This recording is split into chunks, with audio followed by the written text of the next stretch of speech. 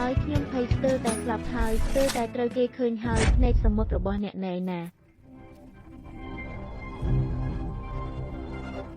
ខ្ញុំមិនដឹងទេខ្ញុំធ្វើឲ្យវាបាត់ដោយអចេតនាមិនក៏អាចព្រះមេដា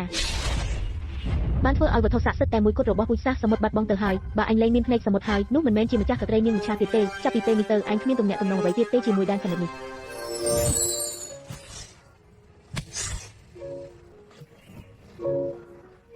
មិនក៏បាត់ទៅវិញបែបនេះ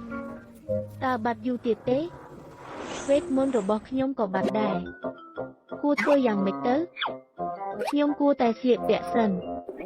នាងជាស្រីវិកលចរិតខ្ញុំថាខ្ញុំមកបដូរសម្លៀកបំពាក់តើអ្នកជឿទេ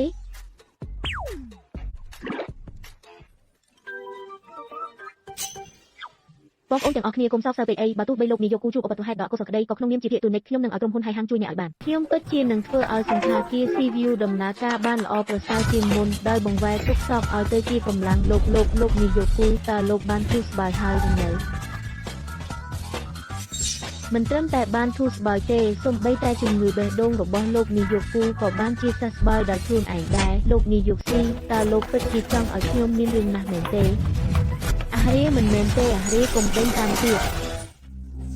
នេះពួកលោកមិនហត់ខ្លះទេមែនទេនេះប្រគល់ឲ្យលោកវិញតើមានរោគនាងឃើញហើយឬនៅមិនទាន់ឃើញទេលោកម្ចាស់ជួយរោគនាងឲ្យតតែបានជួបទោះត្រូវចំណាយអ្វីក៏ដោយបាទជួយផងលោកម្ចាស់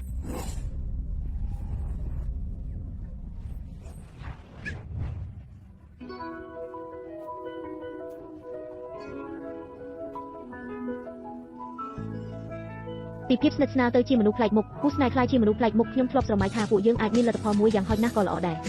សូមជួយ follow ឬ subscribe like share ម្នាក់មួយផងសូមអរគុណបើសិនជាយើងអាចមានលទ្ធផលនោះរឿងល្អមានតែមួយឃ្លាទេគុំរងចាំទៀតអីភាសាដែលធ្លាប់ស្គាល់យូរហើយចាប់ដៃគ្នាឈ្មោះទៅរកក្តីស្រមៃឆាប់ចូលទៅលោកចង់ធ្វើអីខ្ញុំហេតុអ្វីនាងតាមខ្ញុំអើយលែងខ្ញុំទៅ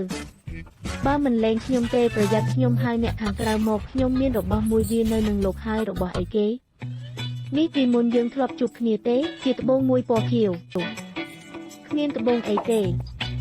ខ្ញុំនៅឯណាហេតុអ្វីមិនឃើញធ្វើអីនឹងមើលអីមិនក៏បាត់ទៅវិញ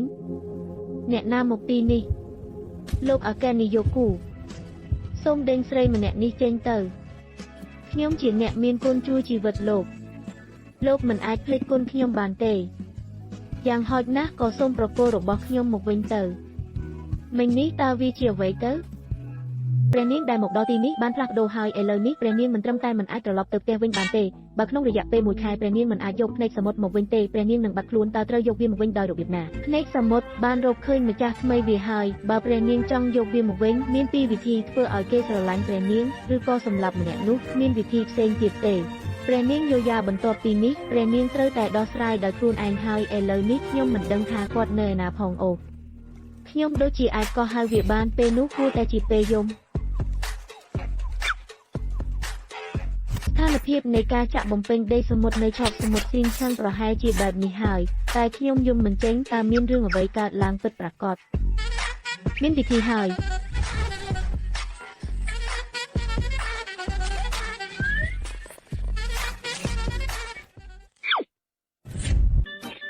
តើខ្ញុំយំដោយសារអ្វីទៅ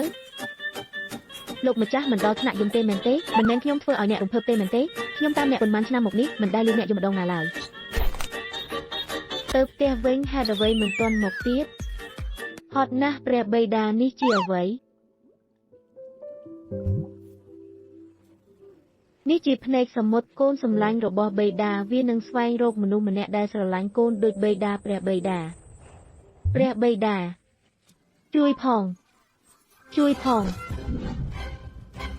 បិតា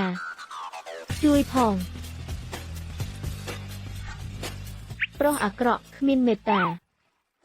ជីវិតរបស់យើងនៅវែងឆ្ងាយណាស់នាងទៅផ្ទះជាមួយខ្ញុំទៅអ្នកគឺជាទីឆ្ងាយចាអ្នកក្នុងចិត្តជោគវាសនាដែលត្រូវគេស្រឡាញ់បង្រៀនមនុស្សឲ្យរំសាយចិត្តនេះជាតម្លៃរបស់ខ្ញុំនាងពិតជាបានរកឃើញភ្នែកសមុទ្រខ្ញុំដើមឡើយចង់ទុកជីវិតឲ្យនាងតែពេលនេះខ្ញុំមិនលើកលែងឲ្យនាងទេមានតែនាងស្លាប់ទេទើបបង្ហាញអាចខ្លាយជាកម្មសិទ្ធិរបស់ខ្ញុំទាំងស្រុងតើនាងជាអ្វីឲ្យប្រាកដ ខ្ញុំគឺជានាងវិឆាព្រះនាងយោយ៉ាខ្ញុំបានខ្លាចជាមនុស្សហើយលោកមិនដែលអានរឿងនិទានទេនាងពិតជាអាចកោះហៅខ្ញុំបានចាប់ពីពេលនេះទៅនាងត្រូវនៅក្បែរខ្ញុំដោយស្មោះត្រង់និងស្ដាប់បង្គាប់ហើយគ្មានការអនុញ្ញាតពីខ្ញុំមិនអនុញ្ញាតឲ្យទៅណាទាំងអស់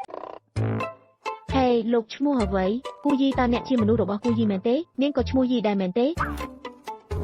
ទៅដូរខោអាវសំរុំបន្តិចទៅនេះកាត់យកទៅទិញទៅតើលោកចូលចិត្តបែបណា